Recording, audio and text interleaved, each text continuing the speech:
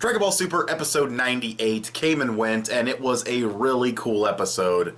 But we'll get to that in just a second. First, I want to apologize for being inconsistent with my videos. If you don't follow me on Twitter, then you probably don't even know that I've been working on a full series review or a full season review of a show. But I was supposed to get that up a few days ago. I gave it like an extra day to work on it, and the editing went fine, and it was done.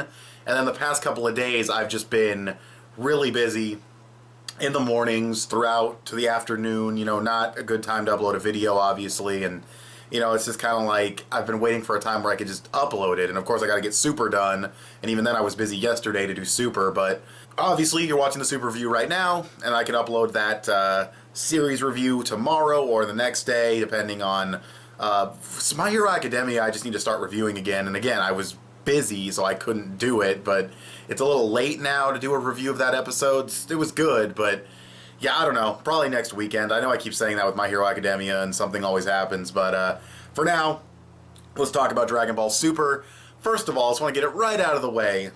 Art and animation in this episode, because that's the big thing with Super right now for the last episode and this episode, is reused animation, repurposed animation, whatever you want to call it. It was prevalent last week, but this week I think this week's use of reused animation, that's a little weird to say, this week's use of reused animation was a lot better than last week's. And I didn't hate it last week, but I feel like it blended into the episode a lot better this week. A lot of cuts where, had I not known they were reused prior, because I saw little videos comparing them and stuff, I probably wouldn't even have noticed. Like, I would have noticed the Goku versus Bergamo scene, which was really short, and the part with the opening in there. I would have noticed that. But some of the shots of, like, Lavender putting poison on his hands, him dashing forward, and other little things, you won't even notice. I think a lot of the stuff in this episode you won't even notice. Frieza does this shot where he fires a blast from behind his head. It fit in the situation. They reused the animation from a previous episode. I believe they recolored him to not be golden anymore, so there's that, but yeah, they blended it a lot nicer. It flowed into the episode better, and it didn't stick out as much as the previous episode. And again, it's kind of hard to say, because I think a lot of people watching the episode will notice some of the reused animation, but they're probably not going to notice all of it unless they really look into the animation like I do and some other people do. So it's hard to say if it even really stood out that much last week for a casual fan, but this week I think it blended even better and was used a lot more strategically. And as far as the actual fresh animation of the episode, which is the vast majority of the episode, it's solid. There's some punching loops that look kind of awkward. There's some that look really cool. There's a really nice scene where Goku hits Bergamo from the back with an energy blast. It looks great. The effects are awesome. And then he does this, like these two slow-mo blasts to Basil. That was really cool, really badass. Vegeta pulling out the fucking Android 19 fucking attack where he does like the punch and then like a weird like double kick from underneath and then slam him down. That was awesome. And all with Shimanuki's fantastic supervision. His supervision work in this episode was great, as it has been pretty much every episode since like, I don't know, like 50-something, like 54 or something like that. Like, Shimanuki has just been on fire with Dragon Ball Super. I always look forward to his episodes when I see that he gets announced as a supervisor. And I believe he actually animated the final Kamehameha at the end of this episode, which means he's animated both of the final Kamehamehas in Dragon Ball Super. He did Vegito's, and obviously he did this one. If I'm right about him doing it, because sometimes his supervision work is so strong that it looks like he drew it, even though it wasn't, and it's not to the level of like Yamamuro, or the more I learn about it, fucking Naoki Tate, but it looked like his style, it looked like his animation.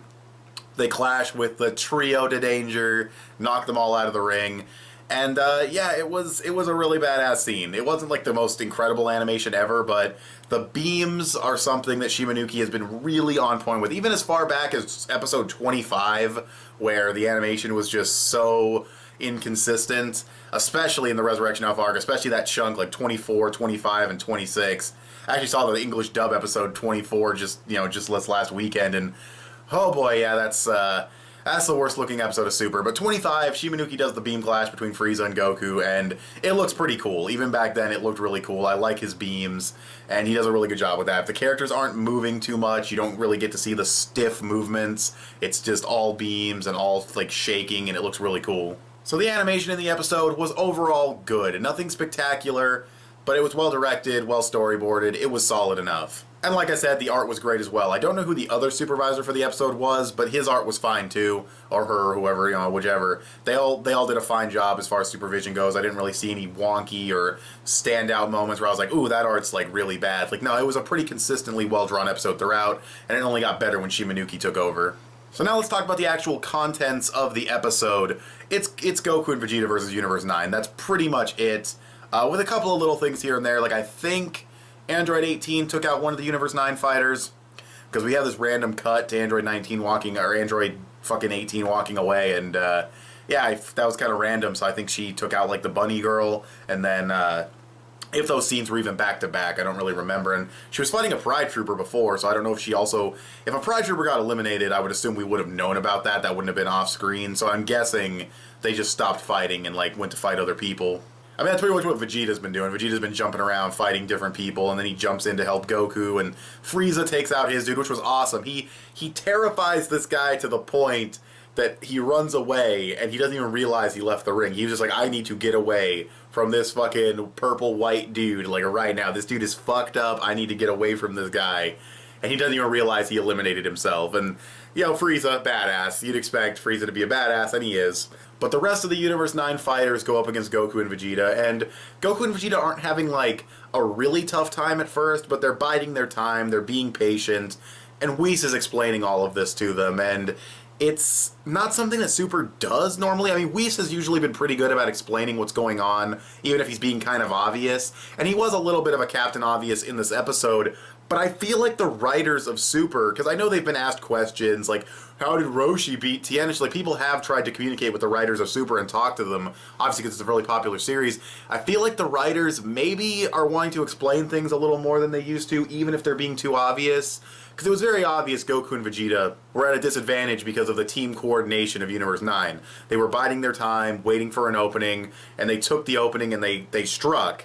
But I feel like a lot of Dragon Ball fans aren't going to pick up on that, and they're just going to be like, why is Goku getting, you know, pushed around by these three weaklings? And it's like, because they're coordinating, because they're hitting him from 360 degrees simultaneously around him, and it's not, you know, it's tricky when they're using teamwork like that. But a lot of Dragon Ball fans don't pick up on that. A lot of Dragon Ball fans are just like, Goku's like a fucking god, so he should just one-shot all these guys. And it's like, no, not if they're that skilled. This isn't the Ginyu Force all over again. The Trio to Danger are a step above that shit.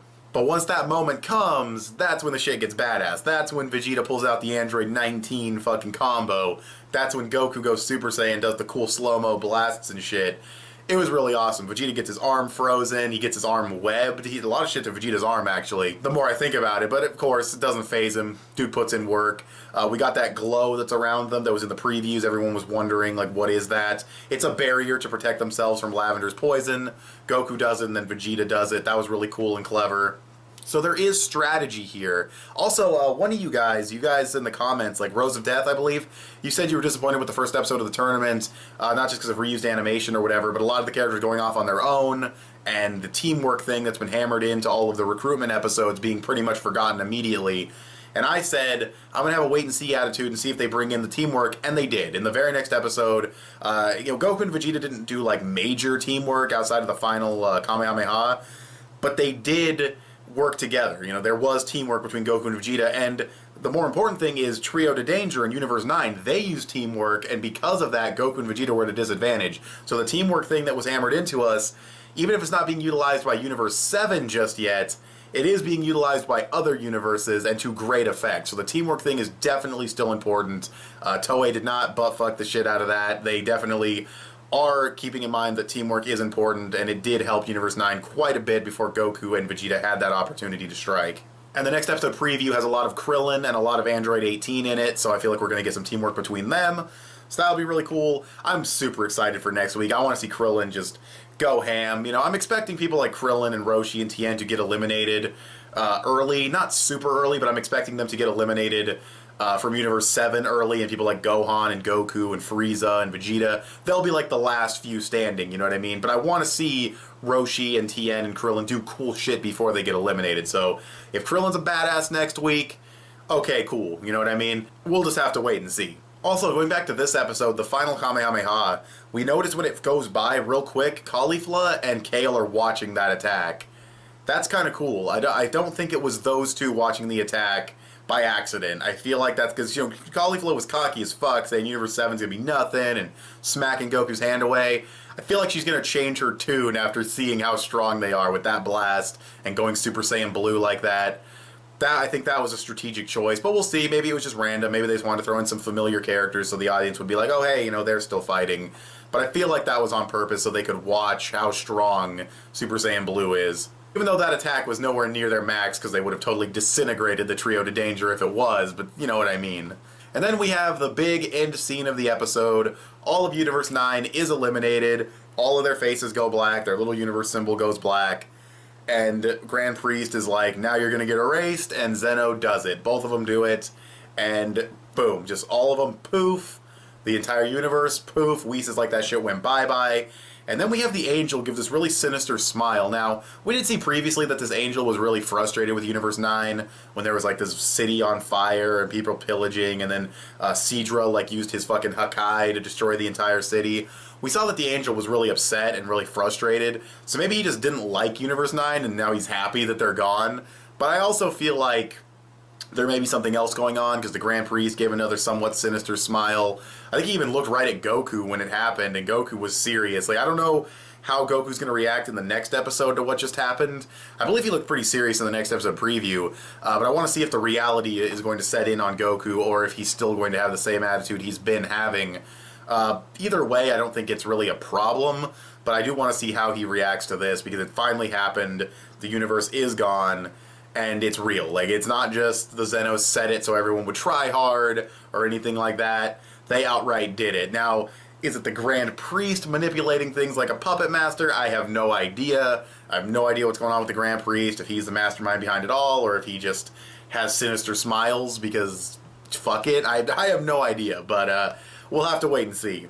But yeah, how sudden that was at the end of the episode and how quickly it went by and how it's just gone. They're just poof, poof, poof. Sidra, too, just took it like a man. Just stood there, no screaming Zeno-sama and all that. He just took it like a man. That was kind of cool. Yeah, so erased. All of them erased. Universe erased immediately. Craziness. Absolutely crazy ending to the episode. Definitely want to see what's going to be going on in the next episode and how everyone's going to react. I'm sure they're going to spend a few minutes with people kind of reacting to what just happened, some talking. Then we'll get back into the action, which is smart. I don't mind the characters talking because I like the characters, of course, and as long as it's not like half the episode, it does give more time for the animators to do the fighting. In the next episode preview, I don't think it had any bank animation or any reused animation. Maybe a Kamehameha that looked like Krillin launched it.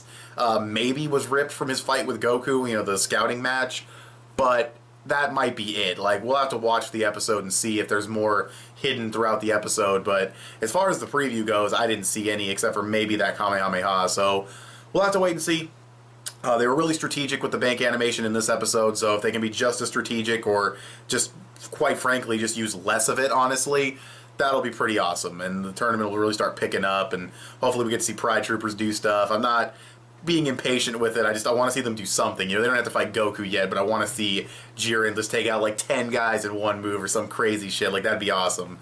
But we'll have to wait and see how all that goes down. So, also, actually, real quick, Whis mentions that Super Saiyan Blue is a stamina drain, like it drains your stamina, and this is something that is in the Dragon Ball Super manga as well, but the way the manga explained it, it was like when you transform and like turn the move on and off, it like drastically reduces your power.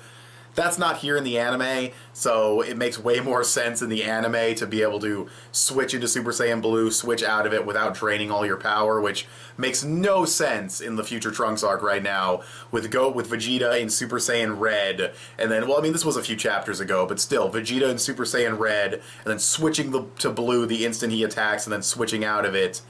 Makes no sense. It makes absolutely no sense with the power drain that it's supposed to give you. Here in the anime, it makes way more sense because they can turn it off on and off as much as they want, but the longer they're in the form, the more it drains their stamina. I just thought that was kind of interesting, but overall, this is a pretty solid, like, 8.5 out of 10 episode. It's a good to very good episode. Again, reused animation.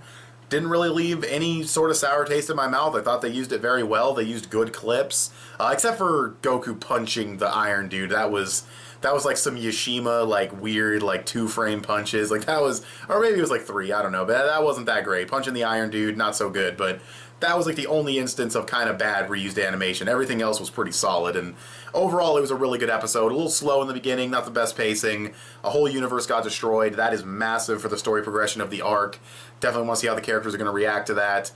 It's craziness. So this episode, pretty awesome. Very good episode of Dragon Ball Super. What did you guys think? Go ahead and tell me in the comment section below. Give this video a thumbs up and share it on social media. Both those would help me out a lot. Subscribe if you haven't already, if you like what you've seen here. Click on the little bell to get notifications when my videos go up. I want to thank you guys for watching, and I'll talk to you guys later. Bye.